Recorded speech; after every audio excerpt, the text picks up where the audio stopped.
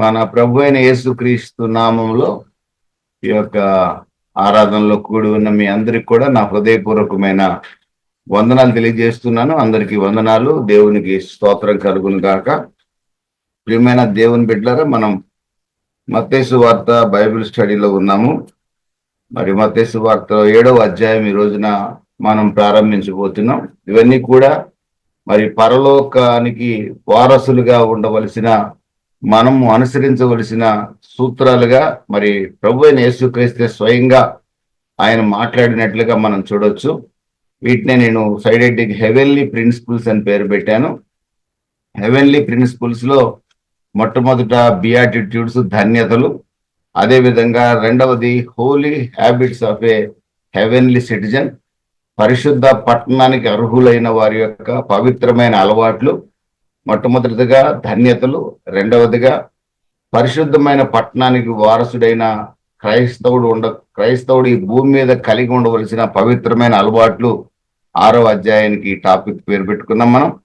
7వ అధ్యాయంలో ప్రియమైన దేవుని బిడ్డలారా, గోల్డెన్ ప్రిన్సిపల్స్. ఓ రకంగా చెప్పాలంటే తెలుగు తర్జుమా అనేది కాదు, కానీ గోల్డెన్ ప్రిన్సిపల్స్ ఇవి విలువైన, మనం అనుసరించవలసిన శ్రేష్టమైన పద్ధతులు, శ్రేష్టమైన ఒక క్రైస్తవుడు పరలోక వారసుడు అనుసరించవలసిన శ్రేష్టమైన విధానాలు, ఈ భూమి మీద ఖచ్చితంగా అనుసరించవలసిన శ్రేష్టమైన విధానాలు, జీవన విధానాన్ని మనం 7వ అధ్యాయంలో మనం చూడవచ్చు. వీటిని గోల్డెన్ ప్రిన్సిపల్స్ గా మనం సైడ్ హెడ్డింగ్ పెట్టుకోవచ్చు.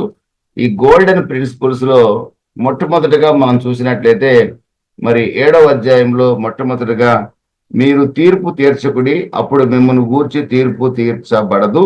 మీరు తీర్పు చొప్పుననే మిమ్మును గూర్చి తీర్పు తీర్చబడును.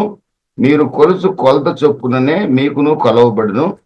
నీ కంటిలో ఉన్న దూలమును ఎంచక నీ సహోదరుని కంటిలో ఉన్న నలుసును చూచుటేలా, నీ కంటిలో దూలముండగా నీ సహోదరుని చూచి నీ కంటిలో ఉన్న నలుసును తీసివేయనిమ్మని చెప్పనేలా.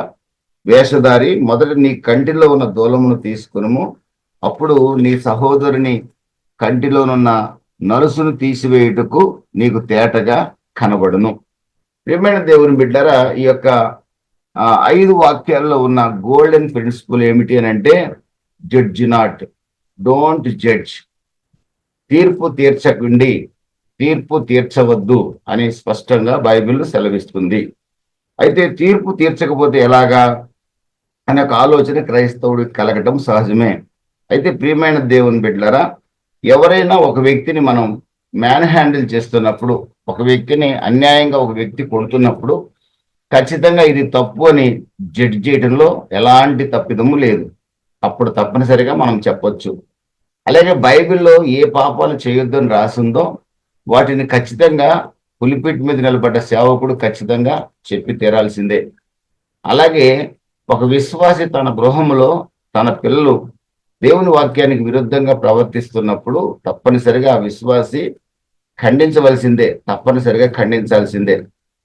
అంతేగాని ఒక వ్యక్తిని అతని ముఖాన్ని చూసో, లేకపోతే అతని గూర్చి ఎవరైనా చెప్తే వినో, అదేవిధంగా లేదా అతని గూర్చి ఒక యూట్యూబ్ ఛానల్లో కానీ లేదంటే ఒక ఫేస్బుక్ ఛానల్లో కానీ అతన్ని గూర్చిన ఒక తప్పుడు సమాచారం ఏదైనా మనకు వస్తే వెంటనే దాన్ని మనం అంగీకరించి అతను అలాంటి వాడే అనే జడ్జిమెంట్ మాత్రం క్రైస్తవుడు ఇవ్వకూడదు. ఇది చాలా ప్రాముఖ్యమైన విషయం. క్రైస్తవుడు ఎప్పుడు కూడా జడ్జిమెంట్ ఎలా చేయాలో, జడ్జిమెంట్ చేసే హృదయం ఎలా ఉండాలో కూడా చెప్తాను. మొట్టమొదటిగా జడ్జిమెంట్ చేసేటప్పుడు అతని యొక్క జాతిని బట్టి కానీ, రంగుని బట్టి కానీ, అతని కులాన్ని బట్టి కానీ జడ్జి చేయకూడదు. ముఖ్యంగా నేను ప్రభు అయిన యేసుక్రీస్తుని నమ్ముకున్నప్పుడు మా ఇంట్లో ప్రకాశం జిల్లాలో నా భార్య ప్రిన్సిపాల్గా పనిచేసేటప్పుడు, నేను అక్కడ ఇంకా ఉద్యోగంలో ఉన్న రోజుల్లో మా ఇంట్లో దొంగలు పడ్డారని నేను చెప్పాను మీకు గతంలో కూడా. నేను అనుకున్నాను దొంగలంటే పలానా కులం వాళ్ళు ఉంటారని. నాకు ఒక నమ్మకం చిన్నప్పటి నుంచి, మా ఊర్లో ఒక నానుడు ఉంది కాబట్టి దొంగలంటే పలానా వాళ్ళని. కానీ ఆ దొంగల్ని గుర్తుపట్టడానికి నన్ను జైలుకి తీసుకుపోయినప్పుడు ఆ జైల్లో ఉన్న లిస్టులో అందరి పేర్లు ఉన్నాయి, అన్ని కులాల పేర్లు ఉన్నాయి, చాలా గొప్ప గొప్ప వాళ్ళు అనుకునే వాళ్ళ పేర్లు కూడా అందులో ఉన్నాయి. ఏమన్నా తెలుసా, వీరు గజ దొంగలు, జాగ్రత్త, వీరు ఎక్కడ కనబడినా జాగ్రత్తగా ఉండండి అనే సమాచారం అక్కడ పెట్టున్నారు. అప్పుడు నాకు అర్థమైంది, రోమేయులకు రాసిన పత్రిక 3వ అధ్యాయం 23వ వాక్యం నాకు అర్థమైంది. ఏ భేదము లేదు, అందరూ పాపం చేసి దేవుడు అనుగ్రహించి మహిమను కోల్పోతున్నారని. కాబట్టి పాపం చేయటానికి, దొంగతనం చేయటానికి, మోసాలు చేయటానికి కులంకి ఎలాంటి సంబంధము లేదు. ఏ కులస్తుడు పవిత్రుడు కాదు, ఏ కులస్తుడు అపవిత్రుడు కాదు. కానీ పాపం అనేది అందరిలో ఉంటుందనేది ఆ రోజు నాకు విన్నాను, కానీ ఆ వాక్యం స్పష్టత అనేది ఆ రోజు నాకు కలిగింది. ప్రియమైన దేవుని బిడ్డలారా, ఎందుకు ఈ మాట నేను చెప్తున్నానంటే, ఒక వ్యక్తిని చూసి మనము అతని చదువుని చూసో, అతని యొక్క కులాన్ని చూసో, అతని యొక్క మతాన్ని చూసో మనం జడ్జి చేయకూడదు, తీర్పు తీర్చకూడదు. కనుక ఈ విషయాన్ని ప్రతి క్రైస్తవుడు కూడా గుర్తుపెట్టుకోవాల్సిన అవసరం ఎంతైనా ఉంది. ముఖ్యంగా బైబిల్ బోధిస్తున్న మరొక మాట ఏమిటంటే, యాకోబు రాసిన పత్రిక 2వ అధ్యాయంలో మీరు చూసినట్లయితే, యాకోబు రాసిన పత్రిక 2వ అధ్యాయం 8వ వాక్యంలో ఒక మాట ఉంది. యాకోబు రాసిన పత్రిక 2వ అధ్యాయము 8వ వాక్యంలో ఒక మాట ఉంది. మెట్టుకు నీ వలె నీ పొరుగువాని ప్రేమించుమను లేఖనంలో ఉన్నట్టే ప్రాముఖ్యమైన ఈ ఆజ్ఞను మీరు నెరవేర్చిన ఎడల బాగుగానే ప్రవర్తించిన వారగుదురు. అక్కడ రాయబడింది 7వ వాక్యంలో, మీకు పెట్టబడిన శ్రేష్టమైన నామమును దూషించువారు వీరే కదా. అపైన దరిద్రులు, అవమానపరుచుదురు, ధనవంతులు నీ మీద కఠినముగా అధికారం చూపుదురని రాస్తూ, మన బాధ్యత ఏంటంటే, మెట్టుకు నీ వలె నీ పొరుగు వారిని ప్రేమించుమను లేఖనంలో ఉన్నట్టే ఖచ్చితంగా ఈ ఆజ్ఞను మీరు నెరవేర్చిన ఎడల బాగుగానే ప్రవర్తించిన వారగుదురు. అంటే ఇక్కడ చెప్పాలనుకున్న ఉద్దేశం ఏమిటనంటే, ఆ పైన వాక్యాల్లో కూడా మీరు చూస్తే పొరుగు వారిని ప్రేమించడం అనేది క్రైస్తవుని యొక్క బాధ్యత. ప్రభువైన యేసుక్రీస్తును కూడా 10 ఆజ్ఞల్ని కన్సైజ్ చేసి క్లుప్తీకరించి చెప్పమని అడిగితే, ప్రభువైన యేసుక్రీస్తు 10 ఆజ్ఞల్ని 2 ఆజ్ఞలుగా మార్చి చెప్పాడు. మొట్టమొదటిది, నీ దేవుడిని పూర్ణ హృదయంతో, పూర్ణ బలంతో, పూర్ణ ఆత్మతో ప్రేమించు, నెంబర్ 1. నెంబర్ 2, నిన్ను వలె నీ పొరుగు వారిని ప్రేమించు. 10 ఆజ్ఞల్లో 10 ఆజ్ఞలన్నీ కూడా ఈ 2 ఆజ్ఞల్లోనే ఇమిడి ఉన్నాయన్నమాట.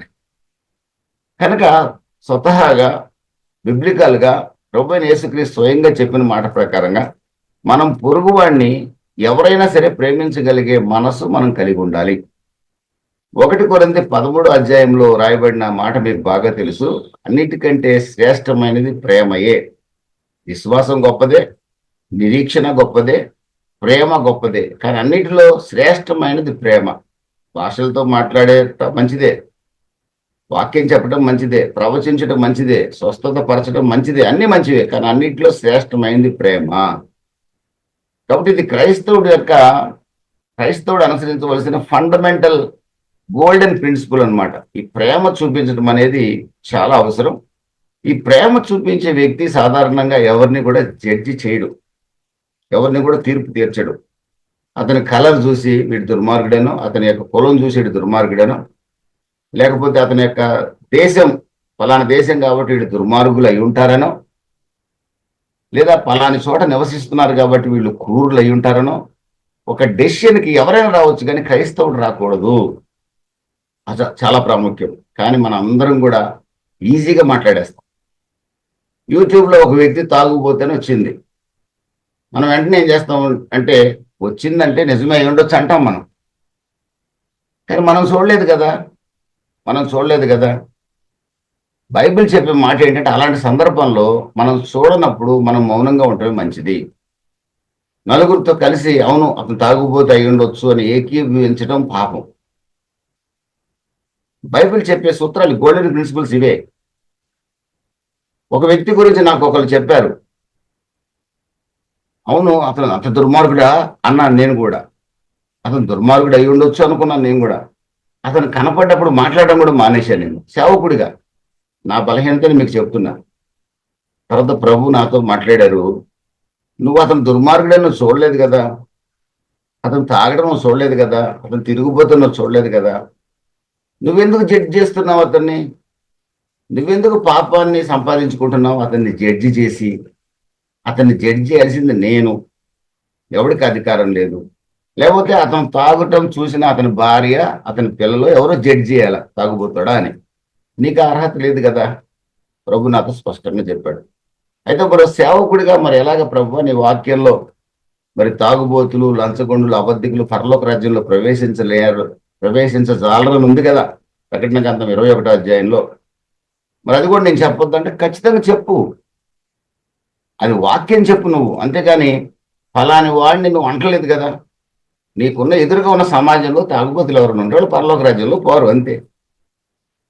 అంతవరకే నువ్వు చెప్పాలి. కానీ నువ్వు సమాచారం వినో, లేకపోతే యూట్యూబ్ ఛానల్లో ఫలాని వారి మీద వచ్చిందనో, లేదా ఒకటి ముఖాన్ని చూసో, ఒకటి జాతిని చూసో, ఒకటి రంగు చూసో, కులాన్ని చూసో నువ్వు పొరపాటును కూడా జడ్జి చేయకూడదు. క్రైస్తవుడు ఫాల్ట్ ఫైండర్గా ఉండకూడదు. క్రైస్తవుడు ఎప్పుడు కూడా ఎదుటివాడి లోపాన్ని చూసేవాడిగా ఉండకూడదు. క్రైస్తవుడు ఎప్పుడు కూడా ఎదుటివాడి మీద ప్రేమ చూపించేవాడిగానే ఉండగలగాలి అనేది బైబిల్ యొక్క సారాంశం. ప్రియమైన దేవుని బిడ్డలారా, అందుకే ఇక్కడ 7వ అధ్యాయంలో మీరు చదువుకున్నట్లయితే, మనము అన్యాయంగా గనక ఒక్కొక్క తీర్పు తీరిస్తే, మనము మీరు కొలుచు కొలత చొప్పుననే మీకు కొలవబడును. తీర్పు తీర్చు చొప్పుననే మీకు కూడా తీర్పు తెరవబడుతుంది.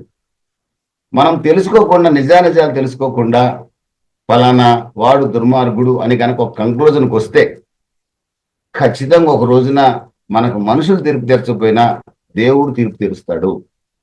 అందుకనే మనకు ఏ విషయం తెలియకుండా, మనం చూడకుండా, మనం స్వయంగా అబ్జర్వ్ చేయకుండా జడ్జి చేయటం మానుకుందాం. ఇది బైబిల్ చెప్పే మాట. పాల్ మాథ్యూ చెడ్డోడని మీకు ఎవరైనా చెప్తే అలా వినేసి వదిలేయండి. మీరు చూడలేదు కదా నేను చెడ్డోడని, జడ్జ్ చేయకండి. పలానోడు చెడ్డోడంట 10 మంది చెప్పకండి. ఎందుకంటే పరలోకంలో మీకు తీర్పు తీర్చబడుతుంది, నాకు తీర్పు తీర్చబడుతుంది. మనం ఏ కొలతతో కొలుస్తామో ఆ కొలతతోనే ఇవ్వబడుతుంది. ఇది హిందువుల్లో కూడా ఈ యొక్క సామెత చాలా ప్రబలంగా ఉంది. గలతీయులు రాసిన పత్రిక చివరి అధ్యాయంలో కూడా మీరు చూడొచ్చు. మీరు ఏమి విత్తుతారో దాన్నే కోస్తారు. అబద్ధం విత్తితే అబద్ధమే కోస్తాం, మోసం విత్తితే మోసమే కోస్తాం. ఈ జీవితంలో మనం కోయకపోవచ్చు, ఖచ్చితంగా మన కుటుంబంలో ఆ పాపాన్ని కోస్తారండి. నేను చాలా కుటుంబాలు చూశాను. నేను బైబిల్లో ఉంది కృప విస్తరిస్తుందని, కరెక్టే. మన పిల్లలు నమ్మితే ప్రభువుని పర్లా, కానీ నమ్మకకుండా ఉంటే ఖచ్చితంగా ఆ యొక్క సిమ్టమ్ చూస్తాం. ఎందుకంటే నేను యేసు ప్రభువుని నమ్మాను, నేను కమ్యూనిస్టులో తిరిగేవాడిని. మా నాన్నగారు ఒకసారి బాధపడి చాలాసార్లు, ఒకసారి నన్నెవరో ఆ ఖమ్మం డిగ్రీ కాలేజీలో చంపేశారంటే మా నాన్నగారు ఒకసారి పాపం ఏడ్చుకుంటూ వచ్చాడు. టీచర్ అప్పుడు మా నాన్న. నా రూమ్మేట్ రామారావు అనే ఒక వ్యక్తి పారిపోయి, మీ అబ్బాయి లేడు, కనపట్టలేదు, చంపేశారు ఎవరో అని చెప్తే మా నాన్నగారు 2000 జేబులో పెట్టుకొని వచ్చాడంట. సత్తుపల్లి డిగ్రీ కాలేజ్ ప్రెసిడెంట్ నేను అప్పుడు. మేము అప్పుడు పోలీసులకు భయపడి పార్టీలు అప్పుడే ఒకళ్ళని కొట్టాము. మేము ఆల్రెడీ ఒక అటెంప్ట్ మర్డర్ కేసు జరిగింది. మేము అడవుల్లోకి వెళ్ళిపోయాం, ఏది వాళ్ళు అరెస్ట్ చేస్తారని చెప్పి ఆ రోజుల్లో. ఆ తర్వాత కేసు అంతా అయిపోయింది అనుకోండి. మా నాన్నగారు వచ్చారు, సరే అయిపోయింది. మా నాన్నగారిని మా అమ్మని చాలా బాధ పెట్టాను ఆ రోజుల్లో నేను. సరే నేను రక్షణ పొందాను. ఆ తర్వాత నేను అనుకున్నాను, నేను వెళ్ళిన ఫెలోషిప్లో ఒక మాట చెప్పేవాళ్ళు, ఈ మాట ఎక్కువగా స్ట్రెస్ చేసేవాళ్ళు. మీరు ఏం విత్తుతారో దాన్ని ఖచ్చితంగా కోస్తారంటే, నేను రక్షించబడ్డాను కదా ప్రభువా, నా జీవితంలో అలాంటి చెడు ఫలితం ఏది రాకుండా చూడండి అన్నాను. కానీ ఆ దైవజనుడు చెప్పినప్పుడు అన్నాడు, కొంచెమైనా నువ్వు చేసినది నీ పిల్లల్లో ఖచ్చితంగా కొంచెమైనా నువ్వు చూడాల్సిందే, ఆ వాసన కొద్దిగా తగిలిన తర్వాత ప్రభు క్షమిస్తాడు నిన్న అని అన్నాడు. సరే మా పిల్లలు, మా బాబు ఇంజనీరింగ్ చదువుతున్నాడు. నేను అనుకున్నాను, ఎప్పుడు చూస్తానో ప్రభువా నేను చేసింది అనుకున్నాను. కరెక్ట్గా ఆయన ఇంజనీరింగ్ చదివే రోజుల్లో, ప్రియమైన దేవుని బిడ్డలారా, అతను జీవించిన జీవితాన్ని ఒకసారి ఒక సంవత్సరంలో మా వాడు కొద్దిగా లైన్లో లేక గొడవల్లో పాల్గొనటం, కాలేజీ కొట్లాటల్లో పాల్గొన్నట్టుగా నేను విన్నాను. అప్పుడు నేను అనుకున్నాను, నాకు తెలిసింది, ప్రభువా ఇంక చాలు, ఈ టేస్ట్ ఇక నేను చూడలేను, ఇంతకు మించి కనుక రుచి చూపిస్తే మాత్రం నాకు కష్టం తట్టుకోలేను, నా బిడ్డని ఈ సంపూర్ణమైన మారు మనసు కలగజేయమని ప్రార్థన చేశాను. ఎక్కువ కాలం బాధపడకుండానే నా ప్రభు నా కుమారుని రక్షణలోకి నడిపించాడు. దేవునికి స్తోత్రం కలుగును కాక. అందుకని ప్రియమైన దేవుని బిడ్డలారా, ఒక క్రైస్తవులుగా మనం ఎప్పుడు కూడా ఫాల్ట్ ఫైండర్స్గా కానీ, లేకపోతే మనం చూడకుండా తీర్పు తీర్చేవాళ్ళుగా కానీ అలా ఉండకూడదని పరిశుద్ధ గ్రంథం తెలియజేస్తుంది. అలాగే యోహాను సువార్త 7వ అధ్యాయం 24వ వాక్యం ఒకసారి మనం చూద్దాం. యోహాను సువార్త 7:24.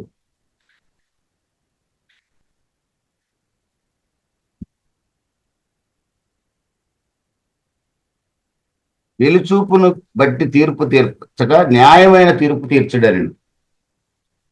మనము బయటికి అలా చూసిన దాన్ని బట్టి తీర్పు తీర్చే వాళ్ళకి మనం ఉండకూడదు. న్యాయం ఏదైనా, రైట్ థింగ్ ఏదైనా ఉంటే ఖచ్చితంగా ఇది కాదు నైనా, దీనివల్ల ఈ నష్టం జరుగుతుంది అని ఖచ్చితంగా మనం చెప్పొచ్చు. సాధారణంగా నేను ఇచ్చే సలహా ఏంటంటే మనం తీర్పు తీర్చకుండా ఉంటేనే మంచిదని నా ఉద్దేశం. ప్రియమైన దేవుని బిడ్డలారా, కన్ఫ్యూజన్ స్టేట్లో, సందిగ్ధ అవస్థలో మనకి తెలిసి తెలియని నాలెడ్జ్తో ఎవరి విషయంలో కూడా మనం ఒక జడ్జిమెంట్ చేయకూడదు. ఏమంటే ఒక వ్యక్తి ఒక బార్ షాప్ ముందు నిలబడ్డాడు అనుకోండి, ఫర్ ఎగ్జాంపుల్ ఒక క్రైస్తవుడు, వెంటనే ఇతను తాగుబోతేనే మనం వెంటనే ఒక తీర్మానానికి పొరపాటును కూడా రాకూడదు. కొంతమంది అయితే అక్కడ చూశాను నేను పలానా అన్నని అని 100 మందికి చెప్పేస్తారు. ఇంకో విషయం తెలుసా, ఒకసారి నేను బండి మీద నా కూతురుని ఎక్కించుకొని వెళ్తున్నా, ప్రకాశం జిల్లాలో ఉండగా. ఎవరో నా భార్యకి చెప్పారంట, సార్ ఎవరిని ఎక్కించుకొని పోతున్నారని చెప్పారంట. అప్పుడు నా కూతురు ఇంజనీరింగ్ చదువుతుంది. ఈమె నవ్వుకుందంట, మా పాప కదా ఎక్కెళ్ళింది అనుకుని అని చెప్పిందంట. అంటే వెంటనే ఒక రకమైన ఆలోచనలు మనుషులకి. అందుకే సిస్టర్ బ్రదర్ కూడా కలిసిపోవాలంటే కూడా భయపడే రోజులు ఈ రోజులు. ఆ రోజులు ఇంకా ఎక్కువ భయపడేవాళ్ళు, ఈ రోజులు ఇంకా ఘోరంగా ఉన్నాయి. కాబట్టి క్రైస్తవుడు అలా చూసేసి తీర్పు తీర్చేయకూడదు. ప్రియమైన దేవుని బిడ్డలు చాలా జాగ్రత్త గుర్తుపట్టి, ఎందుకో తెలుసండి, వీఆర్ ఆల్ సిన్నర్స్. రోమీలకు రాసిన పత్రిక 2వ అధ్యాయం 1వ వాక్యంలో మనందరం కూడా పాపులమే. మనం ఎవ్వరూ నీతిమంతులం కాదు. మన ఆదాము దగ్గర నుంచి మనందరం పాపులమే. ఆ పాపం మనలో కూడా ప్రవేశిస్తుంది. మనమేదో దేవుని కృప ద్వారా రక్షణ పొందాం, అంత మాత్రం అందరికి తీర్పు తీర్చుకుంటా పోకూడదు మనం.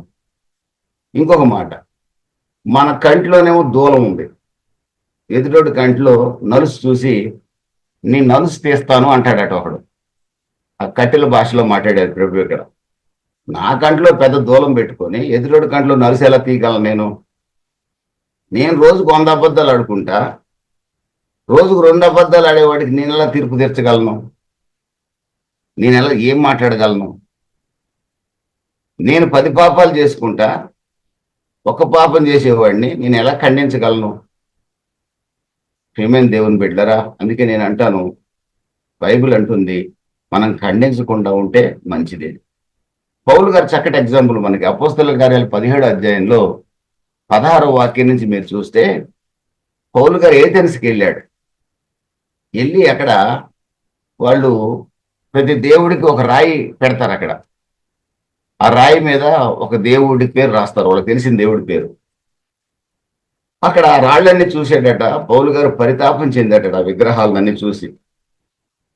కానీ ఒక రాతి మీద తెలియని దేవుడు అని రాస్తున్నారట. పౌలు గారికి ఛాన్స్ దొరికింది. ఆ దేవుళ్ళని వేళను తిట్లాయన, మిగతా రాళ్ల మీద ఉన్న దేవుళ్ళని ఏమి తిట్లాయన. ఏథెన్సు వారలారా, మీరు తెలియని దేవుడిని రాశారే ఒక రాతి మీద, ఆ తెలియని దేవుడిని గురించి నేను ప్రకటిస్తున్నాను అని ప్రభు అయిన యేసుక్రీస్తుని గురించి ప్రకటించాడు. అంతేగాని ఆ దేవుడు ఇట్ట, ఈ దేవుడు ఇట్ట అని పౌలు గారు తిట్టిన సందర్భాలు ఏమి కూడా లేవు. ఈ మధ్య చాలా మంది మేము తిడతాము, తిట్టకపోతే అసలు బైబిల్ చెప్పేవాడివే కాదని అంటున్నారు. అక్కడక్కడ వింటున్నాను నేను. సరే, వాళ్ళకి బైబిల్ అర్థమైంది. అది నాకు అర్థమైంది, ప్రేమతోనే సువార్త చెప్పాలి తప్ప ద్వేషంతో సువార్త చెప్పకూడదు. శుభవార్త అనేది అది ప్రేమతో ప్రకటించవలసిన శుభవార్త, అంతే తప్ప అది పొరపాటును కూడా ద్వేషంతో ప్రకటించేది కాదు సువార్త అంటే. అది ప్రియమైన దేవుని బిడ్డలారా, మరి వారికి అర్థమైన విషయం ఏంటంటే మనం విమర్శిస్తూ వాక్యం చెప్పాలని కొంతమంది అంటాం. నేను ఈ మధ్య కాలంలో చూశాను. నాకు తెలిసినంత వరకు మనం జడ్జి చేస్తూ విమర్శిస్తూ సువార్త చెప్పాల్సిన అవసరం లేదని నేను నమ్ముతున్నాను. పౌలు గారు నాకు చక్కటి ఉదాహరణ ఇచ్చాడు. కనుక మనం తీర్పు తీర్చే వారిగా ఉండకూడదు, ఇది గోల్డెన్ ప్రిన్సిపల్. ఇంకోటి, మనం గాసిప్ చేసే వాళ్ళు కూడా ఉండకూడదు. వాళ్ళ గురించి వీళ్ళ గురించి మాట్లాడుకునే వారిగా కూడా ఉండకూడదు. నేను కూడా ఒక సేవకుడిగా ఉండడం కూడా గాసిప్ చేసే వాళ్ళతో కలిసి గాసిప్ చేశాను. నేను కూడా ఒప్పుకుంటాను నా బలహీనత కూడా. కానీ కొంతకాలం తర్వాత గాసిపింగ్ ఈ సిన్ అనేది నాకు అర్థమైంది.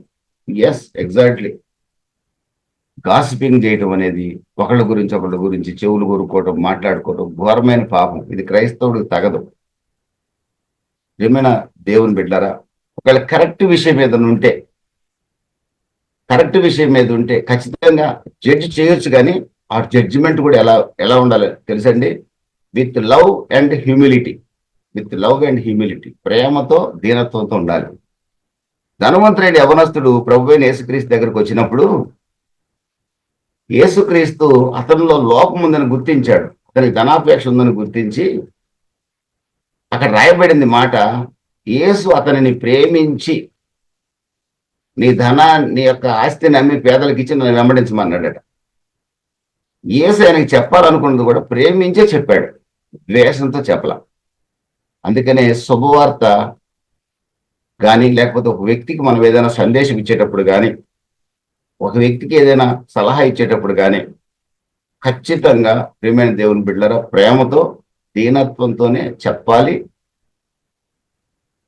సలహా ఇవ్వగలగాలి. అంతకు తప్ప ద్వేషంతో, పగతో, లేకపోతే మనం పాటించకుండా ఎదుటివాడిని పాటించాలని చెప్పటం అనేది పాపం అవుతుంది. మనం వేషధారులుగా ఉండి మనల్ని గనులుగా ఎంచుకొని ఇతర వాళ్ళని తక్కువగా భావించడం అనేది చాలా పాపం. చాలా మంది ఈ రోజున మనం వేషధారులుగా ఉంటాం. కానీ ఈ జూమ్లో ఉన్న వాళ్ళ మీద తీర్పు తీర్చమంటే నేను త్వరగా తీర్చేస్తాను. ఎందుకంటే నేను వేషధారిగా ఉండి తీర్పు తీర్చకూడదు. నాకు అర్హత లేదు, మాట్లాడే హక్కు కూడా నాకు లేదు. కాబట్టి మనం డిసైడ్ చేసిన అవసరంలా. ఒకడు ఏమంటాడు, అది నా దృష్టిలో కరెక్ట్ అంటాడు. మనకు అది తప్పు కావచ్చు, ఆయన దృష్టిలో అది కరెక్టే అంటున్నాడు. ఓకే, ప్రార్థన చేద్దాం, చెప్పగలిగిన సలహా ప్రేమతో ఇద్దాం, పక్క తప్పుకుంటాం అంతే. దేవుని స్తోత్రం కలుగును కాక. విన్నాడా లేదా అది దేవుని చిత్తం. ఒక అతను అంటాడు, ఈ చర్చిలో ఉన్న వాళ్ళందరూ నేనే మార్చాను అంటాడు. నీవు మార్చడం నీ వల్ల కాదు, యేసు మార్చాల్సిందే. నేను మార్చాను అనుకుంటే గొప్ప ప్రమాదంలో ఉన్నట్టే లెక్క. ఈ తీర్పు తీర్చే విషయంలో బైబిల్ స్పష్టంగా చెప్పే మాట, గలతీయులకు రాసిన పత్రిక 6వ అధ్యాయం 1, 2, 3 వాక్యాల్లో, నీ సహోదరుడు ఏదైనా తప్పిదంలో ఉన్నప్పుడు నువ్వు ఆ తప్పిదంలో పడకుండా జాగ్రత్తగా చూసుకుంటూ, ఆ గోతిలో పడకుండా జాగ్రత్తగా చూసుకుంటూ నీ సహోదరుణ్ణి ఆ తప్పిదంలో నుంచి తప్పించడానికి ప్రేమతో ప్రయత్నం చేయమనుంది. ఎలా ప్రయత్నం చేయాలండి? ప్రేమతో ప్రయత్నం చేయాలి తప్ప, ఒరే నువ్వు తప్పు చేస్తున్నావు, నీకు నరకమే, ఇక నేను అగ్నిలో కాలిపోతావు అనే మాట క్రైస్తవుడి నోట పొరపాటును కూడా ఒక వ్యక్తిని చూసినప్పుడు రాకూడదు. ప్రసంగంలో సేవకుడి నోటి నుంచి వస్తాయి, అది కామన్గా అందరికీ చెప్పే సందేశం. అది ప్రభువైన యేసుక్రీస్తు నమ్మిన వాడికి నిత్య జీవము లేదా నిత్యాగ్ని గుండము చెప్తాను, అది తప్పదు, బైబిల్ చెప్పే మాట. కానీ ఒక సహోదరుడు తప్పిదంలో ఉన్నాడని మనకు తెలిసినప్పుడు, క్రైస్తవ సహోదరుడైనా హైందవుడైనా, అతని ప్రేమతో, దీనత్వంతో అతన్ని బ్రతిమలాడుతూ ఆ తప్పు మనం చేయకుండా అతను తప్పించడానికి ప్రయత్నం చేయగలగాలి, ప్రార్థన చేయగలగాలి. అలాంటి సలహాలు, అలాంటి జడ్జిమెంటే మనం చేయగలగాలి. అంతకు మించి ఇంకొక మాట ఎక్కువ మాట్లాడినా కూడా అది దేవుని దృష్టికి ఇష్టం కాదు, పాపం అవుతుంది. గోల్డెన్ ప్రిన్సిపల్ ఇది. సామెతల గ్రంథం 17వ అధ్యాయం 9వ వాక్యంలో, నీతిమంతుడట తన యొక్క స్నేహితుల యొక్క తప్పిదాలను కప్పుతాడట. ఒక వ్యక్తి రైచియస్ మ్యాన్, నీతిమంతుడు తన స్నేహితుల యొక్క తప్పిదాలను కప్పుతాడంటే అర్థం ఏంటంటే కప్పిపుస్తాడని కాదు అర్థం. ఎవరికి చెప్పకుండా అతనికి సలహాలు ఇస్తుంటాడు. అరే నువ్వు మారరా, నువ్వు మారయ్యా, నువ్వు మారకపోతే నీకు నష్టం జరుగుతుంది. ప్రేమతో, దీనత్వంతో సలహా ఇస్తాడు. అది చాలా అవసరం. క్రైస్తవుడికి ఉండాల్సిన లక్షణం, విషయం అదనమాట. ఇంకోటి ఏంటంటే, మన కంటిలో దూలం పెట్టుకొని ఎదుటి కంటిలో నలుసు తీయాలనుకోవడం తప్పు. ఫర్ ఎగ్జాంపుల్ చెప్తున్నాను, మామూలు భాషలో చెప్తున్నాను. అది ఇంతకుముందు మనం 100 అబద్ధాలు ఆడతాం, 5 అబద్ధాలు ఆడ జడ్జ్ చేస్తామంటాం కదా. మనం బైబిల్ సరిగ్గా చదవం, కానీ అసలు బైబిల్ చదువుతున్నావు లేదా, నువ్వు చదవకపోయావు అంటే ఘోరమైన పాపంలో పడిపోతావు, దేవుడు క్షమించను అంటాం. మనం ఈజీగా నేస్తాం. It is sin. It is sin. మనం చదువుతున్నామా ఎదురువాడికి చెప్పగలగటానికి? తప్పనిసరిగా మనం చేసేదే చెప్పగలగాలి, చేయంది పొరపాటును కూడా చెప్పకూడదు.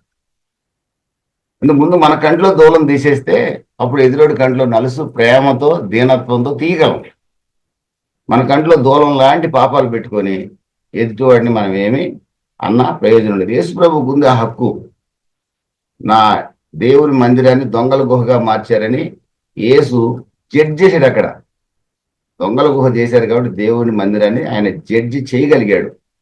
కారణం ఆయన దొంగ కాదు, ఆయన పరిశుద్ధుడు, ఆయన పూజార్హుడు, ఆయన వందనం చేయించుకున్నట్టు యోగ్యుడు. ఆయన ఏ పాపం లేని పావనమూర్తి. Is worthy to judge. What about us? నా కడుపు, నా హృదయం నిండా ధనాపేక్ష ఉంది. నేను పాస్టల్ మీటింగ్లో మీరు ధనాపేక్ష ఉండకూడదని చెప్పాను అనుకోండి, నేనేమవుతాను? వేషధారిని అవుతాను, భయంకరమైన సిన్నర్ని అవుతాను. నేను పరలోక రాజ్యం దొరుకుతుందో లేదో కూడా తెలియదు నాకు. ఇవి గోల్డెన్ ప్రిన్సిపల్స్ అంటారు. అందుకే మొదట మన పాపాన్ని ఒప్పుకొని విడిచిపెట్టాలి, తర్వాత ఎదుటి వాళ్ళకి చెప్పగలగాలి. అది కూడా ప్రేమతో దీనత్వంతో. మార్కు సువార్త 10వ అధ్యాయంలో చిన్నపిల్లలు యేసుప్రభు దగ్గరకు వస్తుంటే శిష్యులు పడిపోండి అన్నారు. యేసుప్రభు అనుకున్నాడు, ఒరే మీకంటే ఆ చిన్నపిల్లలే బెటర్ అనుకున్నాడు ఆ శిష్యుల్ని చూసి. ఎందుకంటే శిష్యుల్లో 12 మందిలో ఒకడు దొంగ ఉన్నాడు, ఒకడేమో దుడుకు పేతురు. ఇక 12 మంది రకరకాల మనసులు వాళ్ళు. కానీ చిన్నపిల్లలు తీసుకొస్తుంటే ఆ తల్లులు నెట్టేస్తున్నారు వీళ్ళు భక్తుల్లాగా. యేసుప్రభు ఏమన్నాడు తెలుసండి? ఆయన తీర్పు తెరచిపోకంటారు బాబు, వాళ్ళని నెట్టేయకండి, ఇలాంటి వారిదే పరలోక రాజ్యం. మీరు కూడా ఇలాగ మారితేనే నా వెంట తిరిగినా ప్రయోజనం లేదు మీకు. నా బైబిల్ పట్టుకొని దేశం తిరిగినా ప్రయోజనం లేదు. నా కొరకు కోట్ల రూపాయలు కానుకలు ఇచ్చినా ప్రయోజనం లేదు. మీరు చిన్న బిడ్డల్లాగా మారితేనే మీకు పరలోక రాజ్యం. మార్కు సువార్త 10లో ప్రభు అక్కడ కూడా మనకు సందేశం చెప్తున్నాడు, మీరు ఎవరిని తిరస్కరించొద్దు, ఎవరిని మనం తిరస్కరించకూడదు. ఎంత త్రాగుబోతుని చూసైనా వీడు మారడనే మాట మన నోట రాకూడదు. ఎందుకో తెలుసండి? ఖచ్చితంగా ఒక రోజున ప్రభు ఎవరినైనా మార్చగలడు. ఎందుకంటే వీఆర్ ఆల్ సిన్నర్స్. మనం ఇతరులకు సహాయం చేయాలి, ప్రేమించాలి, దీనత్వంతో వాళ్ళకి మార్గం చూపించగలిగే వారిగా మనం ఉండాలి తప్ప, ప్రియమైన దేవుని బిడ్డలారా, మనము ద్వేషంతో, పగతో, ప్రేమహీనతతో ఏ ఒక్కరిని కూడా మనం జడ్జ్ చేసేవారిగా ఉండకూడదు. ఇతరుల పాపాలను ప్రచారం చేసేవారు ఉండకూడదు. ఒకవేళ పాపం అని తెలిసినా, అతను పాపం చేస్తున్నాడని తెలిసినా మనం ప్రచారం చేయకూడదు. మనకు తెలియనప్పుడు ఇతరుల గురించి ఎవరైనా గాసిపింగ్ చేస్తుంటే మనం ఆ గాసిపింగ్ లో ఏకీభవించకూడదు. ఒక వ్యక్తిని ముఖం చూసి వీడు దుర్మార్గుడు అయి ఉంటాడు అనకూడదు. ఒక వ్యక్తి కులాన్ని చూసి వీడు పలానా వాడు అయి ఉంటాడు అనకూడదు.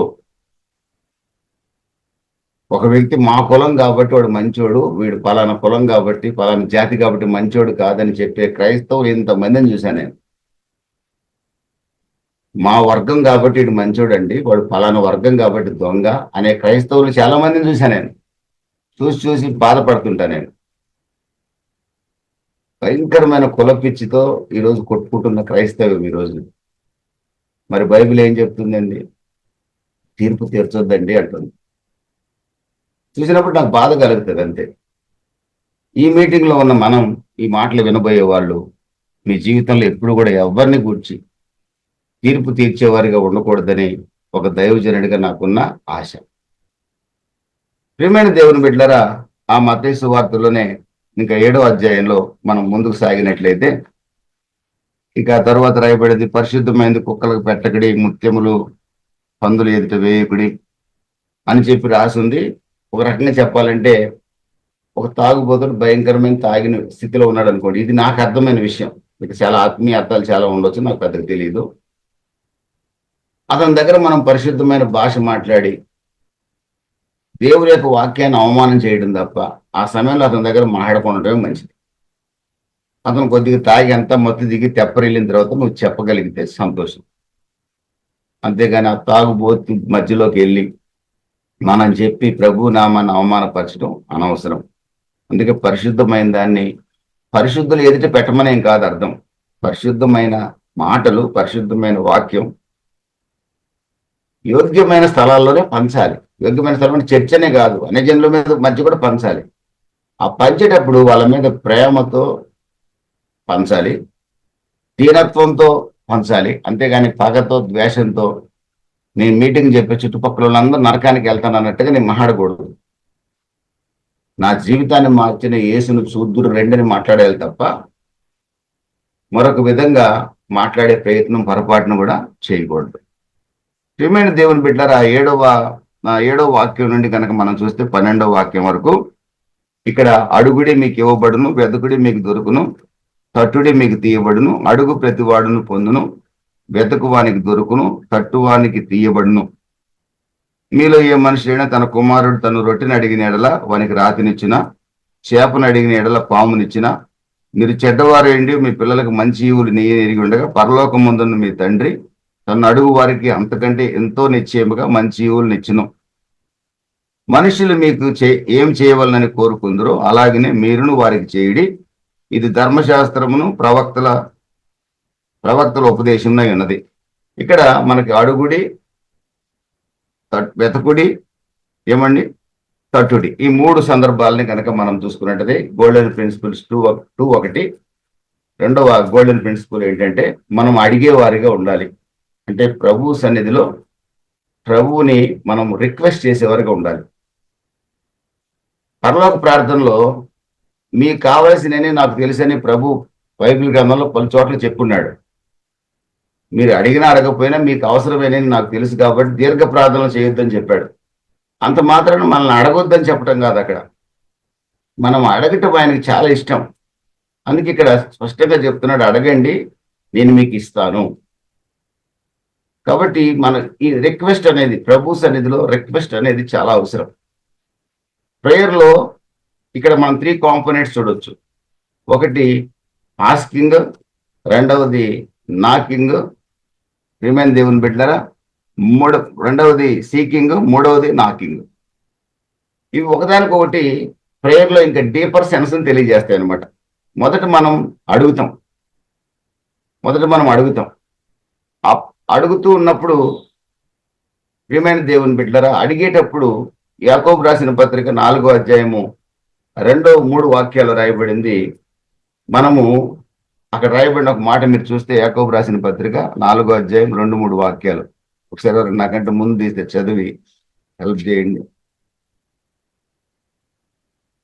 చాలా మంది అడుగుతున్నారట, మీరు ఆశించుతున్నారు కానీ మీకు దొరకట్లేదు, నరహత్య చేయుదురు, మత్సరపడుదురు కానీ సంపాదించుకొనలేరు, కొట్లాడుదురు, యుద్ధం చేయుదురు కానీ దేవుని అడగనందున మీకు ఏమీ దొరకదు.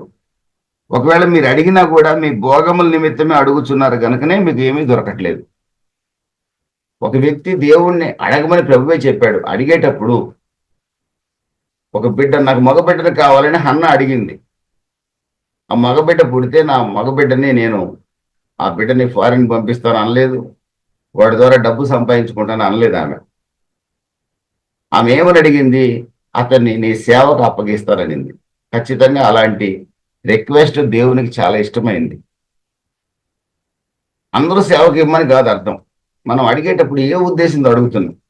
దేవుని కొరకు పెంచాలని అడుగుతున్నామా, ఏదో లోకం కొరకు పెంచాలని అడుగుతున్నాం? బిడ్డను అడిగితే అదేవిధంగా ఆస్తి అడిగితే ప్రభు నామ ఘనత నిమిత్తం అడుగుతున్నామా, లేదా మనల్ని ఘనపరుచుకోవాలని అడుగుతున్నామా?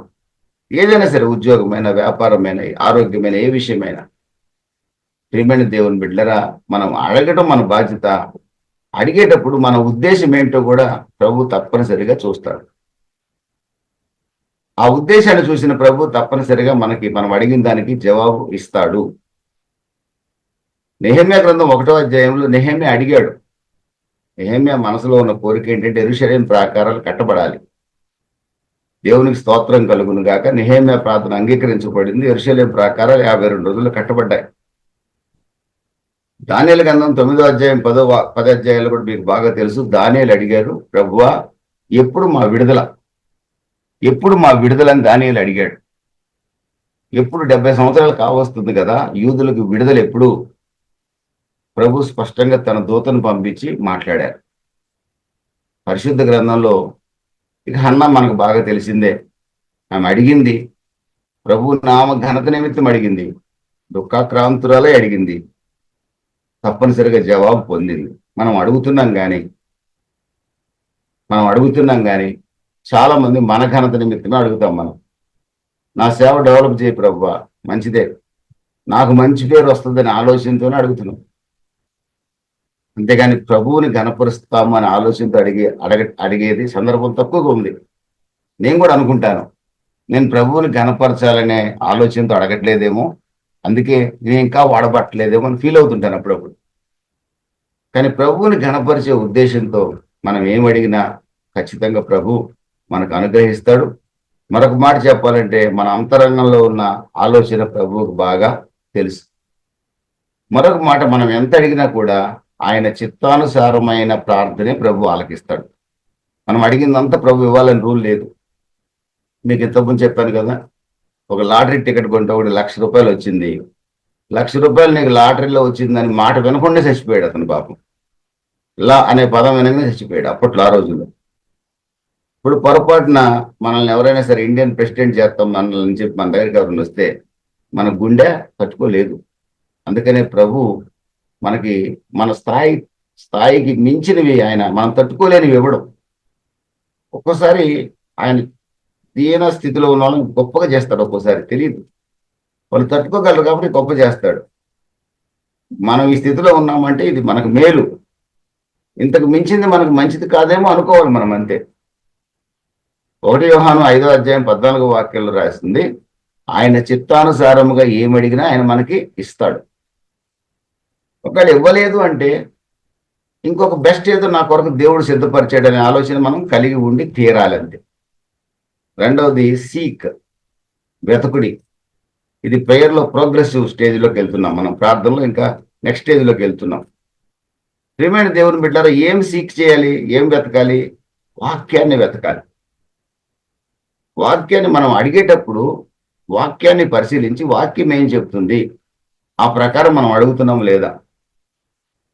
లోకం కొరకు మనం అడుగుతున్నామా, లేకపోతే మన దురుద్దేశంతో అడుగుతున్నామా? ఒకటి నెంబర్ 1 ఆలోచించాలి, యాకోబు 4లో రాయబడినట్లుగా.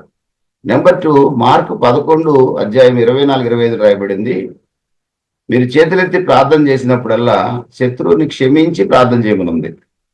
మనం క్షమా హృదయం కలిగి అడుగుతున్నామా? క్షమా హృదయం కలిగి లేకుండా అడిగే ఏ ప్రార్థన కూడా ప్రభు చెవుల దగ్గరికి పోదు. మత్తయి సువార్త 5:21, 22, 23 వాక్యాలు అనుకుంటే అక్కడ రాయబడింది, మీరు మందిరంలో బలి అర్పించడానికి వెళ్ళక ముందే మీ సహోదరునితో సమాధాన పడమని రాసింది. సమాధాన పడి మందిరానికి వెళ్ళాలి అర్పణ ఇవ్వటానికి. అసలు విశ్వాసులకు సమాధానం ఉండదు, పాస్టర్కి విశ్వాసులకు సమాధానం ఉండదు, కానీ అందరూ ఒకే మందిరంలో ఉంటారు. ఆ మందిరంలో ఎవరికీ ఆశీర్వాదం ఉండదు. ఇది బైబిల్ స్పష్టంగా చెప్పే మాట. ఎవరైతే నిష్కల్మషమైన హృదయంతో ఆ మందిరంలోకి వస్తారో వాళ్ళే దీవించబడతారు. ఆ పులిపీటి మీద ఉన్నవాడు ఏ చెత్త చెప్పినా కానీ వాళ్ళు దీవించబడతారు. సమాధానమైన హృదయంతో మందిరానికి మనం వెళ్ళకూడదు. ప్రియమైన దేవుని బిడ్డరా, పాపపు హృదయంతో మనం మందిరానికి, పాపపు హృదయంతో ప్రభువుని ఎదిగితే సమాధానం రాదు మనకి. మనకు బాగా తెలుసు కదండి, నా హృదయంలో నేను పాపం లక్ష్యం చేసిన దేవుడు నా మనవి వినడు. నేను వెతుకుతున్నానండి ప్రభువుని, అడుగుతున్నానండి రాత్రి పగళ్ళు వెతుకుతున్నానండి. ఏం వెతుకుతున్నాం? స్క్రిప్చర్ వెతకాలి, వాక్యం వెతకాలి. వాక్యం ఏం చెప్తుంది? పాపాన్ని లక్ష్యం చేయొద్దు, క్షమించే హృదయంతో వెతుకు, లోక ఆశలకు తీర్చుకోవడం కోసం వెతకొద్దు, దురుద్దేశంతో ప్రభువుని అడగొద్దు అని వాక్యం చెప్తుంది. ఆ వాక్యాన్ని గైకొని ఆ ప్రకారం మనం స్క్రిప్చర్ ప్రకారంగా ప్రభువుని అడగాలి. ఖచ్చితంగా అప్పుడు ప్రభు తప్పనిసరిగా మన యొక్క ప్రార్థన ఆలకిస్తాడు.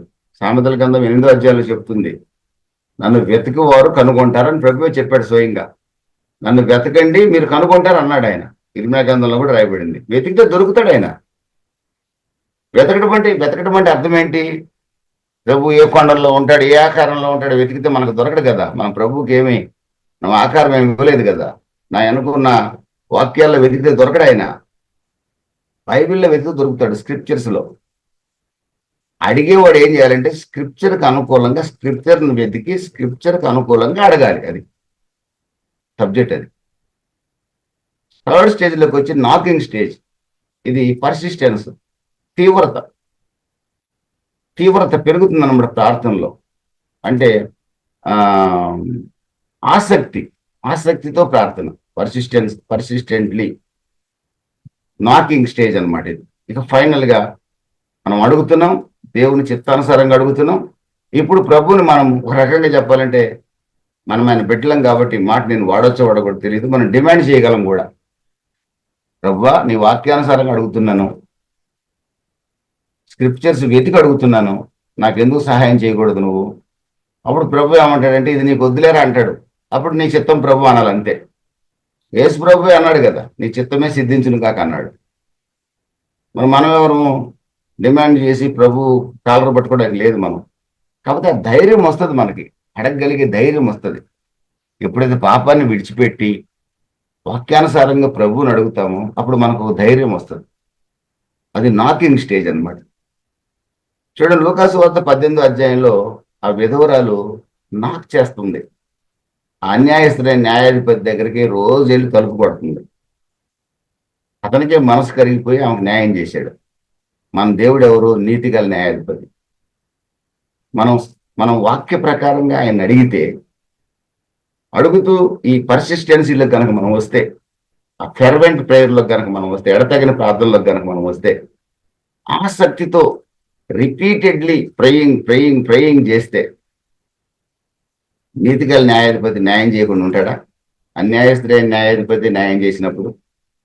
ఈ నాకింగ్ స్టేజ్కి రావాలంటే మొదట మనము ఎలా అడుగుతున్నాము, ఏ హృదయంతో అడుగుతున్నాము అని చాలా ఇంపార్టెంట్. వాక్యానుసారంగా అడుగుతూ నాకింగ్ స్టేజ్లోకి రాగలగాలి ప్రేయర్లో. హృదయంలో శుద్ధీకరణ ఉండదు. కింద పడి చేతులు కొట్టి బల్లలు కొట్టి ప్రార్థన చేస్తారు చాలా మంది. ఒక ఆమె, నేను విన్నాను ప్రార్థన, ఆడపిల్ల పుడుతుందని చెప్పారు కొడుక్కి. అప్పటికి 2 ఆడపిల్లల కొడుక్కి. 3వ బిడ్డ కూడా ఆడపిల్ల అని తెలిసింది. 9వ నెల అయిపోయింది. ఇక నేను విన్నా, ఒక చోట 4 ఆడవాళ్ళు కలిసి ప్రార్థన చేస్తున్నారు. కింద నాపురాళ్ళు ఉన్నాయి.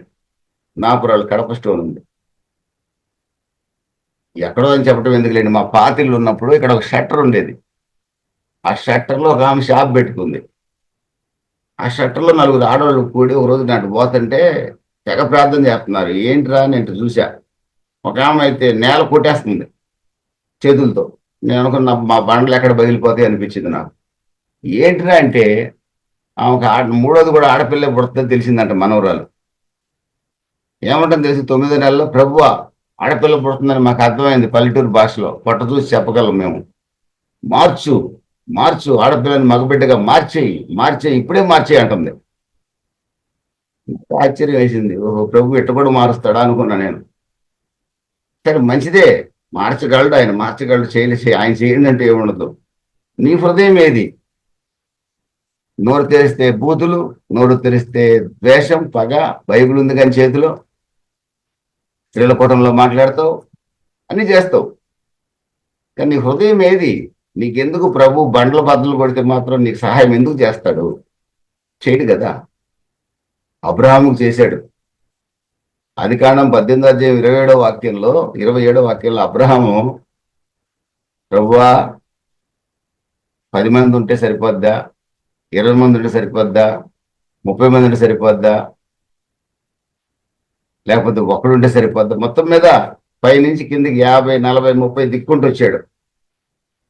దేవుడికి అర్థమైపోయింది అబ్రహాము యొక్క ఆసక్తి, అబ్రహాము యొక్క పర్సిస్టెన్సీ, అబ్రహాము యొక్క విసుగని ప్రార్థన అర్థమై, అబ్రహామా కంగారు పడకు, 10 మంది కాదు, ఒక్కడున్నా సరే, 2 సరే, ఖచ్చితంగా సొదొమ గొమొర్రాని నేను కాపాడుతాను అన్నాడు. ప్రియమైన దేవుని బిడ్డలారా, అది ప్రేయర్, ఆసక్తితో కూడిన ప్రార్థన. అందులో అబ్రహాం స్వార్థం ఏమీ లేదు. లోతు ఆల్రెడీ అబ్రహాం నుంచి వేరుపడి వెళ్ళిపోయాడు. కానీ లోతు మీద అబ్రహాం ద్వేషం లేదు, నెంబర్ 1. నెంబర్ 2, అబ్రహాం లోతుని ప్రేమించాడు. నెంబర్ 3, లోతు దుర్మార్గమైన సొదొమ గొమొర్రా పట్టణాన్ని కూడా అబ్రహాం ప్రేమించాడు. అది నాశనం కాకుండా ఉంటే బాగుండు అని ఆలోచన అతనికి. ఈ ఆలోచన గమనించిన దేవుడు, ఒక్కడున్నా 10 మంది ఉన్నా నేను కాపాడుతాను అన్నాడు. ప్రియమైన దేవుని బిడ్డలారా, అబ్రహాం ప్రార్థన ప్రభు ఆలకించి నవ్వుకొని లోతు కుటుంబాన్ని కాపాడటానికి ప్రయత్నం చేశాడు. కానీ లోతు భార్య ఉపస్తంభం అయిపోయింది. లోతేమో అక్రమ సంతానానికి అన్నాడు. పాపం అబ్రహాం ప్రార్థన ఆలకించాడు ఆయన, కానీ వాళ్ళ బుద్ధులు తారుమారైపోయేది వేరే విషయం. ఆ ఫెర్వెంట్ ప్రేయర్ అనేది తప్పనిసరిగా ఆలకించబడుతుంది. ఆ స్టేజ్కి రావాలంటే మనం ఆస్కింగ్ లో సీకింగ్ లో చాలా ఇంపార్టెంట్ పాటించాలి సూత్రాలు. అప్పుడు నాకింగ్ స్టేజ్లోకి మనం రాగలుగుతాం. 1 దశలోనికి 5:17 ఎడతెగక ప్రార్థించండి అని రాసి ఉంది. ఫిలిప్పి 4:4 కూడా పరిశుద్ధులైన పౌలు అంటాడు, మరలా చెప్పుచున్నాను ఆనందించండి, ఎల్లప్పుడూ ఆనందించండి, మీ సహనము సకల జనులకు తెలియబడనీయండి, ప్రార్థన విజ్ఞాపనల చేత కృతజ్ఞతాపూర్వక మీ విన్నపములు దేవునికి తెలియజేస్తూ ఉండండి. అంతే, తెలియజేస్తూ ఉండడమే నాకింగ్ స్టేజ్ అనమాట. ఇంకొక మాట, ప్రేయర్లో దేవుడు మన చిత్తాన్ని నెరవేర్చాలని కోరుకోకూడదు. ఫైనల్ గా ప్రభువా నీ చిత్తమే సిద్ధించును గాక అని మనం చెప్పగలగాలి.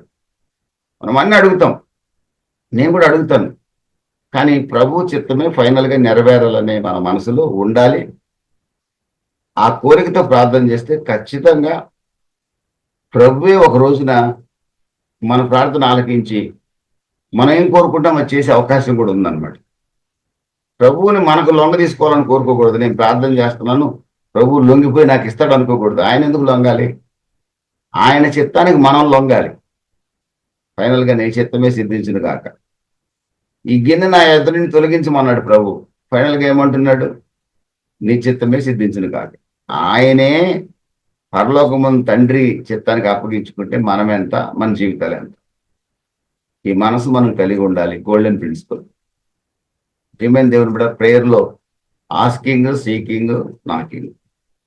మరొక గోల్డెన్ ప్రిన్సిపల్, మనం ఈ ఆస్క్ చేసినప్పుడు, సీక్ చేసినప్పుడు, నాక్ చేసినప్పుడు రివార్డు పొందాలంటే, బహుమానం మనకు రావాలంటే, ప్రియమైన దేవుని బిడ్డారా 7వ అధ్యాయంలో 9 నుండి 11 వాక్యాలు చదివి నేను ముగిచ్చేస్తాను. అక్కడ రాయబడిన మాట మీరు చూసినట్లయితే, కావున మనుషులు మీకు ఏమి చేయవలనని మీరు కోరుదురో అలాగనే మీరును వారికి చేయుడి. ఇది గోల్డెన్. క్రైస్తవుడు అనుసరించవలసిన పద్ధతి ఇది. మనం చాలా కావాలని ఆశపడతాం, ప్రభువుని అడుగుతాం. నాకు ఇది కావాలి, ఇది కావాలని ప్రభువుని అడుగుతాం. మనం ఏది కావాలని మనం ప్రభువుని అడుగుతామో, లేదా మనుషుల ద్వారా మనం ఏం బెనిఫిట్ పొందాలని ఆశపడతామో, మొట్టమొదటిగా ప్రభు చెప్పే మాట ఏంటంటే మనం చేసి చూపించాలంట. అది ప్రభువా నా బిడ్డకి ఆ కంపెనీ వాళ్ళు ఏవైనా దయతో నీ కృపతో ఉద్యోగం ఇచ్చేటట్టు చేయి ప్రభువా అని ప్రార్థన చేస్తాం మనం. మీరు చదువుకున్న వాళ్ళ పిల్లలు ఉన్న వాళ్ళందరూ కూడా నా బిడ్డకి ఎలాగైనా ఉద్యోగం వచ్చేటట్టు చేయి, కంపెనీ వాళ్ళకి దయ పుట్టించు అంటాం మనం. కరెక్టే. మనం ఎంతమంది పిల్లల మీద మనం దయ చూపాం మనం అవకాశం ఉన్నప్పుడు? మన ఇంటి ముందుకు వచ్చిన ఆహారం లేక అలమటిస్తూ మన కంటికి కనపడ్డ వ్యక్తికి ఎంతమంది మీద మనం దయ చూపాము? ఎంతమందికి దయ చూపించాము? ప్రభువా నా బిడ్డ అమెరికా వెళ్తున్నాడు, అక్కడ ఎవరు తెలియదు, నా బిడ్డకి సహాయం చేసే వాళ్ళని మీరే చూపించండి అంటాం. కరెక్టే. ఇండియాలో మన కళ్ళ ముందు పెరిగిన వాళ్ళకి ఎంతమందికి మనం సహాయం చేసాం? మన బిడ్డకి అమెరికాలో ఎవరో సహాయం చేయడానికి మనం ఇక్కడ ఎంతమందికి చేసాం? ప్రియమైన దేవుని బిడ్డలారా, ప్రభువా నేను చాలా ఆర్థిక ఇబ్బందుల్లో ఉన్నాను, ఎవరైనా ఒక మార్గం తెరిచి నాకు సహాయం చేయండి, చూపించని అడుగుతాం. నువ్వు ఆర్థికంగా బాగున్నప్పుడు ఎంతమందికి సహాయం చేశావు? మా పాస్టర్లు అయితే, ప్రభువా నేను ఆ మీటింగ్కి వెళ్తున్నాను, చర్చి కట్టుకోవాలి, అక్కడ కొద్దిగా ఎక్కువ ధనం వచ్చేటట్టుగా చేయండి అని ప్రార్థన చేసేవాళ్ళు చాలా మంది ఉంటారు. ఒక మీటింగ్కి వెళ్తా, నేనే అంటాను, పాల్ మాథ్యూ గారు నీ మందిరానికి వచ్చినప్పుడు నువ్వు ఎంత కానుక ఇచ్చావు? ఫర్ ఎగ్జాంపుల్, నువ్వు నీ మందిరానికి ఒక సేవకుడు వచ్చినప్పుడు నువ్వేమి కానుక ఇచ్చావు? ఇంకో మందిరానికి నువ్వు వెళ్ళినప్పుడు నీకు ఎక్కువ కానుక కావాలని ఎందుకు ఆశపడుతున్నావు? నన్ను వట్టి చేతులతో పంపించేవాడు చాలా మంది ఉన్నారు సంఘానికి వాక్యం చెప్పమని పిలిచి. నాకు బాధేస్తుంది. ఎందుకు తెలుసండి? అయ్యో పాపం వెళ్ళి ఎక్కడా పొందలేరే డబ్బులని. నాకు హృదయపూర్వక 10 రూపాయలు ఇచ్చినా సంతోషపడతాను నేను. నాకేం డబ్బు అవసరంలా. కానీ వాళ్ళు దీవెన పోగొట్టుకుంటున్నారు. నాతో ఒక అబ్బాయి, ఒక పాస్టర్ గారు కొడుకు వచ్చాడు కృష్ణా జిల్లాకి. నాకు ఆ రోజు పెట్రోల్ ఖర్చు 2000 అయింది. డ్రైవింగ్ పాస్టర్ గారు కొడుకు ఫ్రీగా చేశాడు. వాక్యం చెప్పాము, కరోనా టైం అది. బాప్తిసాలు ఇమ్మని కూడా అడిగాడు. నాకు బాప్తిసాలు ఇవ్వడానికి ధైర్యం చాలా. వాక్యం చెప్పేసి వచ్చేసా. వస్తుంటే నాతో ఉన్న పాస్టర్ గారు కొడుకు, ఎందుకంటే వాళ్ళ నాన్న ఎప్పుడైనా నేను మందిరానికి వెళ్తే నాకు కానుకిస్తాడు ఖచ్చితంగా. ఈ పాస్టర్ గారు కొడుకు, ఆ పాస్టర్ గారు ఏమైనా నా చేతిలో ఏమైనా పెడతాడని చూస్తున్నాడు. పావు గంట అట్లాగే చూస్తున్నాడు. ఏం అర్థం కాదు. అడిగి నేను కారు ఎక్కి కూర్చున్నా, వాడు ఎక్కట్లా. ఇంకా కారు దగ్గరకు వస్తాడే మా పాస్టర్ అని. నాకు రావడం సంగతి తెలుసు. అది 10వ సారి నేను ఆ చర్చికి వెళ్ళటం. అక్కడ ఏమి ఇవ్వడం సంగతి నాకు తెలుసు, అన్నం కూడా పెట్టడం నాకు తెలుసు. వీడు తెలియదుగా పాపం పాస్టర్ గారి కొడుక్కి. 10 నిమిషాల తర్వాత ఎక్కడా డ్రైవ్ చేయరా అన్న. ఎక్కి కూర్చున్నాడు. 5 కిలోమీటర్ల లోపల వాడు మనసంతా కంగారు పడిపోయి, ఇంత ఘోరంగా ఉంటారా అయ్యగారు అన్నాడు. ఎందుకురా అన్న. ఏమి ఇవ్వలేదు రూపాయి కూడా అన్నాడు. ఇంత వాక్యం చెప్పించుకొని. వాళ్ళు ఎవరని నాకు తెలిసిన, నువ్వు కంగారు పడబాక అన్నా నేను. ఎందుకంటే చిన్నపిల్లడు, వాడికి తెలియదు. నేను అంటే వాడు అన్నాడు వెంటనే, చిన్నపిల్లడైనా అతనికి మరి దీవెన ఎక్కడి నుంచి వస్తుంది అన్నాడు. కరెక్టే మాట. దీవెన పోగొట్టుకోవడమే. ప్రియమైన దేవుని బిడ్డలారా, మనం ఏది కావాలని కోరుకుంటున్నాం ప్రభు దగ్గర నుంచి కానీ మనుషుల దగ్గర నుంచి కానీ, అది మనం చేస్తున్నామా? ప్రభువుని చాలా అడుగుతాం మనం. మనం ప్రభు మందిరానికి ఏమైనా ఇస్తున్నామా? ప్రభువా పలానా వాళ్ళు నా మీద కనికరం చూపించేటట్టు చేయి అంటాం. ప్రభువా నువ్వు నా మీద కనికరం చూపించమని అడుగుతాం. మనకు కనికర స్వభావం మనకుందా? మనం ఎదుటివాడిని మనం కనికరిస్తున్నామా? 2 కొరింథీ 1:4 రాయబడింది, మన దేవుడు కనికరము గల తండ్రి అని రాసి ఉంది. మనకు ఆ కనికరం ఉందా? మనకు లేనప్పుడు మన మీద ఎవరు కనికరం చూపిస్తారు? ఇది గోల్డెన్ ప్రిన్సిపల్ అండి. మనం ఏం కావాలని కోరుకుంటామో అది ముందు మనం చేయాలండి. అందరూ నన్ను ప్రేమించాలనుకుంటాం, కరెక్టే. మరి మనం ప్రేమిస్తున్నామా? ఇది బైబిల్ చెప్పే మాట. ప్రియమైన దేవుని బిడ్డలరా, దేవుడు ఉన్నాడు, దేవుడు చేస్తాడు ఖచ్చితంగా. దేవుడు ఎప్పుడు కూడా మనం అడిగిన దానిలో ఇవ్వాలని ఆయన అనుకుంటాడు. అంతేకాకుండా యాకోబు రాసిన పత్రిక 1:7 సందేహించుకుంటూ అడిగితే ఆయన ఏమైనా ఇస్తాడు. ఫిబ్రవరి 4:16 కృపా సింహాసనం ఇప్పుడు కూడా రెడీగా ఉంది. థ్రోన్ ఆఫ్ గ్రేస్ ఇప్పుడు కూడా రెడీగా ఉంది మనకి. ఆ కృపా సింహాసనం దగ్గరికి వెళ్ళి ధైర్యంతో వెళ్తే ప్రభు ఈ రోజు కూడా మనకు సహాయం చేస్తాడు. ఫిబ్రవరి 11:6 ప్రకారం దేవుడు ఉన్నాడు, దేవుడు సహాయం చేసే దేవుడు. కీర్తన గ్రంథం 32:8 ప్రకారం దేవుడు మనం నడవలసిన త్రోవల్లో నడిపిస్తాడు. రోమా 8:32 ప్రకారం తన ప్రియ కుమారుణ్ణే మనకు అనుగ్రహించాడు దేవుడు. ఆయన మనకి ఏదైనా చేయగలడు. కానీ ఎందుకు చేయట్లేదు? చేయాలంటే ఒకే గోల్డెన్ ప్రిన్సిపల్, ఏది కావాలో అది మనం చేయాలి. మనం చేస్తున్నామా? చేసే హృదయం అన్నా ఉందా? కనీసం 5 రూపాయలను పేదోడికి సహాయం చేసే హృదయం మనకు ఉంటే, మనకు ఎవరైనా ఏదో ఒక రోజు సహాయం చేస్తారు. దేవుడు ఎవరో ఒకరిని పంపించి మనకు సహాయం చేపిస్తాడు. మనం పిల్లికి భిక్షం పెట్టం కానీ మనకు అందరూ పెట్టాలి. చాలా దారుణం అండి ఇది. వచ్చిన విశ్వాసులు అందరూ మనకు కానుకలు వేయాలి. కానీ మన విశ్వాసి పాపం కడుపు మంటతో ఉన్నోడికి అంత అన్నం కూడా పెట్టం. నాకు తెలిసిన ఒక పాస్టర్ ఉన్నాడు, బ్యాప్టిస్ట్ పాస్టరే. ఆరోగ్యం బాగలేని వాళ్ళ దగ్గరికి హాస్పిటల్కి వెళ్తే ఈయనే పండ్లు తీసుకొని వెళ్తాడంట. పేదోడైతే ఈయనే కానుకిస్తాడంట వాళ్ళకి. అదేంటి పాస్టర్ గారు మీకు మేము ఇవ్వాలి కానీ అంటే, ఎందుకు చాలా మంది మంచం మీద ఉండి కూడా పాస్టర్లకు కానుకలు ఇచ్చేవాళ్ళు ఉన్నారు విశ్వాసులు. సమాధిలోనే ఇస్తున్నారుగా, మంచం మీద ఉండి కూడా ఇస్తున్నారు. ఆయన నేను చెప్పే పాస్టర్ ఉన్నాడే, ఆయన పొరపాటును కూడా తీసుకోడు. ఆయనే తన చర్చి వాళ్ళు ఎవరైనా హాస్పిటల్లో పెడితే ఆయనే పండ్లు తీసుకుపోయి పైసలు ఉన్నాయమ్మా అని అడిగి 200, 300, పేదోళ్ళు అయితే 500 ఆయనే చేతిలో పెట్టొస్తాడు, ఆయనకి ఇచ్చే జీతం కూడా. ఇది సేవ. అప్పుడు దేవుడు సమృద్ధి ఇస్తాడు. ఒకసారి నా భార్య జ్ఞాపకార్థ కూడికి వచ్చాడు, ఆన్లైన్లో జరిగింది. అయిపోయాక నేను అన్నం పెట్టి కానుక ఇవ్వబోయా. పొరపాటును తీసుకోవాలా. నాకు అర్థమైంది, ఇలాంటి వాడిని రెండో వాడిని చూడటం. నేను నెల్లూరులో ఒకరిని చూశాను, హైదరాబాద్లో ఒకరిని చూశాను. నాకు నా హృదయం అంతా చాలా తృప్తి అయిపోయింది. ఓహో, ఇటువంటి సేవకులు ఉండాలని. ఒక నెల తర్వాత మళ్ళీ వెళ్ళా. నేను ఆ రోజు కనుక కానుక తీసుకొని ఉంటే నేను ఇచ్చేది కొంచెమే. నెల తర్వాత నేను 3 రెట్లు కానుక ఇచ్చా. చూడండి, అతను ఆ బాధపడే ఇంట్లో కానుక తీసుకోకూడదు అనుకున్న నిర్ణయము అతన్ని 3 రెట్ల ఆశీర్వాదానికి గురి చేసింది. ఇది ఒక సేవకుడికి, విశ్వాసకు ఉండాల్సిన లక్షణం. ఏమైనా దేవుని బిడ్డలరా, ఈ విషయంలో మనం మనుషులు మనం మనకి ఏం చేయాలనుకుంటున్నామో, ఏమండి, దేవుడు మనకి ఏం చేయాలని మనం అనుకుంటున్నామో, ఏమండి, అది మనం చేయగలగాలి. అన్ని మతాలు చెప్పేది ఏంటంటే ఎవరికి హాని చేయకండి. చాలా మతాలు చెప్పేది ఎవరికి హాని చేయకండి, నష్టం కలిగించకండి అని చెప్తారు. కానీ క్రైస్తవ్యం, క్రీస్తు చెప్పే మాట ఏంటి తెలుసా? డూ గుడ్, అందరికీ మేలు చేయండి. మేలు చేయడం నీకు చేతనైతే మేలు చేయి, ఖచ్చితంగా నువ్వు విత్తిన దాన్ని కోస్తావు. ఇది బైబిల్ బోధండి.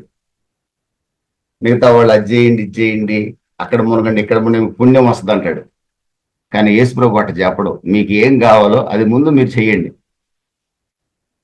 మీరు ముందు చేయండి. సహాయం కావాలా, సహాయం ముందు మీరు చేయండి. ఈ స్థాయిలో మీరు సహాయం నేను చేస్తాను, లేదా మనుషుల ద్వారా చేపిస్తా. మనం ఏమి కావాలనుకుంటున్నామో అది మనం చేయాలి. నన్ను ప్రేమించాలనుకుంటాను నా బంధువులు అందరూ, నేను వాళ్ళని ప్రేమిస్తున్నానా? అది చాలా ఇంపార్టెంట్. ఈ జూమ్లో ఉన్న మీరందరూ నన్ను ప్రేమించాలని కోరుకుంటున్నాను. అసలు నాకు మీ మీద ప్రేమ ఉందా?